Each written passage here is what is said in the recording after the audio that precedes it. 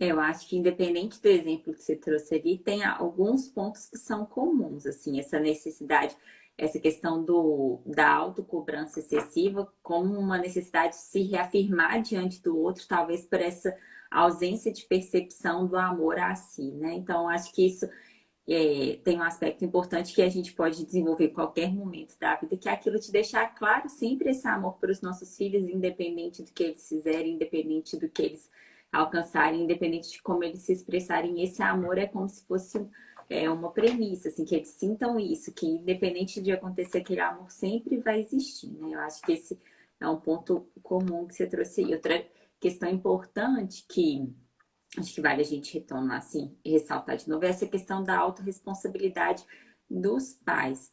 Porque aí, quando você toma para si as rédeas da sua vida, você libera seus filhos para que eles façam o mesmo.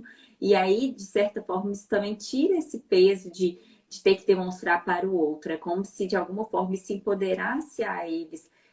De serem também os autores da sua própria história, né? Não ficar esperando que outros teçam ou escrevam o roteiro das suas próprias vidas. Eu acho que isso essa postura assim de ser um exemplo mesmo nesse sentido assim de que você é o grande condutor da sua história, né? E outro aspecto que eu acho que é importante que você trouxe assim, que é essa questão do deslocamento e do julgamento que às vezes os filhos têm em relação aos pais, né? E aí eu fiquei pensando aqui, se essa questão do julgamento também não está relacionada a essa questão da ausência de percepção do amor. Então eu julgo porque eu sinto que me falta algo, então eu tento compensar nesse julgamento, ou então eu tento salvar para que eu retome para mim esse olhar e me reabasteça desse amor, assim. Então é como se, de novo, essa lacuna dessa conexão ou dessa falta de percepção do amor, de novo estivesse tirando ali, seja via julgamento ou seja via esse esvaziamento que se dá por meio da codependência em alguma medida, né? Então, acho que esses pontos que você trouxe, assim, apesar de você ter trazido modelos diferentes, eu senti que, de alguma forma, esses pontos se fizeram presentes, né, em todas essas posturas, assim. Então, talvez fosse esse convite atento para olhar para essas vertentes, assim, da autorresponsabilidade, da conexão, da percepção do amor, né, desse distanciamento pelo julgamento, pela codependência. Acho que isso é muito válido, assim, interessante da gente fazer não só em casos de filhos que têm essa autocobrança excessiva, mas em todos os exemplos, né, de alguma coisa que está destoando ali, isso podem ser marcadores importantes de observação, né? Exatamente. Foi muito boa essa leitura sua, né? E esse é exatamente o ponto, né? Quando a gente consegue compreender as principais questões que estão ali por trás, então é mais fácil da gente fazendo essa leitura, né? Por exemplo, meu filho está se cobrando tanto, assim, ele está tão insatisfeito com ele mesmo, né? O que será? Será que ele está achando que do jeito que ele não é bom o suficiente? Por que está toda hora querendo mostrar? Por que toda hora ele tem essa necessidade de mostrar que ele é bom ou que ele está fazendo certo? Ou quando ele acha que faz um pequeno erro, ele se sente tão satisfeito com ele mesmo, como se o acerto é que mostrasse o valor dele, né? Então, aí a gente pode fazer essa leitura que você trouxe. Será que ele não está sentindo o amor? Né? Será que ele está se depreciando porque ele deprecia as outras pessoas, deprecia os pais, né? Assim, é bem interessante. Isso que vai ampliando a nossa clareza para a gente começar a fazer todas essas leituras, né? Eu acho que são pontos comuns, assim, que dá pra gente se auto-observar também, porque a gente olha para os filhos, mas também a gente faz esse mesmo exercício em relação a gente mesmo, né? E aí, Exatamente. eu acho que a gente pode passar para o próximo ponto, que é uma fala super frequente, é a questão do distúrbio do sono, né? De crianças que têm mais dificuldade para dormir, assim, e que de alguma forma isso também se reverbera, né? Um pouquinho. Exato, é.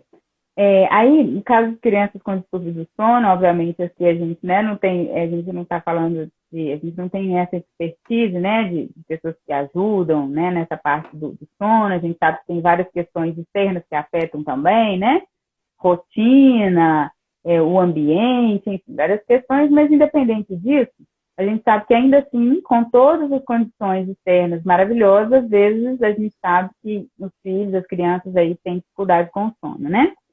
E aí, nesse caso, então, a gente pode, de repente, fazer uma experiência. A gente pode falar, por exemplo, para a criança, durante o sono profundo dela, né? A gente começar a fazer uma fala com a criança, ou ir falando também, e a gente pode dizer, filho, fique tranquilo, né? Você não precisa se preocupar com nada que não seja seu, assim. Eu, seu papai, né, os nossos adultos aqui, a gente vai fazer o melhor que a gente puder, a gente vai cuidar de todas as coisas que nos cabem, nós vamos cuidar de você também. Você pode descansar e pode cuidar só das suas coisinhas, pode cuidar da sua própria vida, né? Então, isso vai funcionar especialmente quando os pais estão muito preocupados, por exemplo, envolvidos emocionalmente com vida, saúde, medos de que alguma outra pessoa do sistema familiar morra ou não esteja bem, ou não esteja bem de saúde, enfim, sabe? Então, pode acontecer que essa criança, ou o filho até um pouquinho maior, até mais velho, comece a se envolver nessas preocupações dos pais de um modo inconsciente, né? Então, esses filhos, o que eles acontecem? Eles ficam hipervigilantes mesmo, com dificuldade de relaxar, como se estivesse sempre atento ao que pudesse acontecer. Essa é uma situação. E uma outra situação que pode impactar, né, no sono dos filhos é quando os pais, por exemplo, não estão bem entre si, né, ou não estão bem consigo mesmo, e aí essa criança pode ficar atenta ou preocupada aos pais, muitas vezes acordando para fazer companhia para a mãe, né, assim, é uma maneira que a criança tem, porque ela sente que talvez a mãe não esteja bem com o pai, enfim, para cuidar desses pais ou para distrair esses pais dos seus próprios problemas, né, enquanto a gente está ali envolvido com a criança. Então, uma boa solução para isso é quando os pais dizem aos filhos, nós vamos dar conta das nossas próprias situações, você pode ficar tranquilo, você pode descansar, você não tem nada a ver com isso, né? Independente do que aconteça, eu e seu papai amamos muito você, nós estaremos sempre unidos em você, nós estamos sempre juntos, né? E o que a gente vai resolver entre a gente, enquanto marido e mulher, enquanto homem e mulher, é da nossa responsabilidade, nós amamos e sempre vamos amar. Você pode ficar tranquilo, você pode descansar, né? Então, é a mesma situação. Às vezes a criança fica hipervigilante ali porque ela está tensa com o que pode estar acontecendo no ambiente. E a gente vê, né? A gente que tem filho pequeno, né, Laura? A gente vê como que quando a gente está mais preocupado, os filhos acordam mais, né? Quando a gente está preocupado com outras coisas, né? Assim, por exemplo, com a nossa família. Se a gente ficar bem atento a isso, a gente pode observar que o sono das crianças interfere, né? Assim, isso interfere no sono das crianças, né? Então, isso serve tanto quando os pais estão mal entre si, também quando os pais não estão bem com a própria vida, né? Aí os pais falam aí, não pode ficar. O que vem sempre é isso. A gente fala para o filho que ele pode ficar tranquilo, que ele pode cuidar só do que é dele, né? E aí a criança pode relaxar de alguma certa forma e a gente assume a responsabilidade pelo aquilo que é nosso, enquanto adulto. Uhum. E o próprio fato de falar para a criança relaxar de alguma forma te relaxa também, porque é como se, de novo, ali você assumisse, né, aquela postura assim, eu dou conta. É como se você se auto-reafirmasse que eu dou conta e deixa comigo e deixa que eu toco aqui o que é meu, né? Isso é uma forma de ir se empoderando também, em certa medida. Eu acho que é isso, assim, essa questão do sono é uma coisa que eu observei muito assim. A criança ela é uma extensão do nosso estado. Se a gente está mais agitado, se a gente está mais ansioso, se a gente está mais preocupado, o sono é um importante indicador, assim, a qualidade do sono das crianças vão mostrando muito isso, assim, para a gente. Eles são muito sensíveis, né, a essa nossa oscilação, assim. E é o que você falou. Essa mudança eu tenho praticado e é impressionante os efeitos, assim, de como que realmente faz uma diferença, assim, no sono deles, quando a gente fala assim, fique tranquilo que desde que eu tomo conta do que é meu, né? Isso foi uma coisa que eu implementei e mudou radicalmente a vida aqui em casa. Mas um outro ponto que eu queria ainda colocar, né, observar com relação ao sono, porque muitas vezes a gente fica o que mais incomoda a gente é quando os filhos acordam muito, né? Mas, por exemplo, filhos pequenos, recém-nascidos e tal, muitas vezes, que também dormem demais, a gente precisa ficar atento, né? Porque o sono, tanto em excesso, porque quando às vezes o filho dorme demais, a gente fica achando ótimo, né?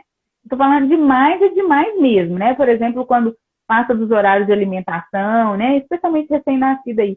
Então, a gente já viu, já acompanhou casos em que o bebê dormia demais, demais, e porque, por exemplo, ele estava entrando num processo, a mãe estava deprimida, não estava emocionalmente em condições de estar presente para aquela criança colaborava com a mãe como? Dormindo, o tempo inteiro, sem acordar nem mesmo para se alimentar, ou seja, prejudicando o próprio ganho de peso, né? Então, a gente tem que estar muito atento a isso. Isso é mais para recém-nascido, né? Mas também a gente vê, por exemplo, quadros aí de adolescentes deprimidos. Uma coisa é adolescente que gosta de dormir muito, é normal, né? A adolescente dorme mais. Mas, assim, ficar sempre atento aos nossos filhos, assim, é normal ou passou do normal?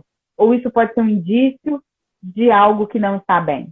Né? Porque às vezes a gente fica muito preocupado com muitos despertares, mas às vezes o excesso também pode estar sinalizando algo que não está bem com a própria mãe aí, né? Uma mãe deprimida, uma mãe emocionalmente indisponível. Então a gente tem que estar muito atento aí a todas essas questões, né? É o que a gente chama assim, é maternidade consciente mesmo, né, Laura?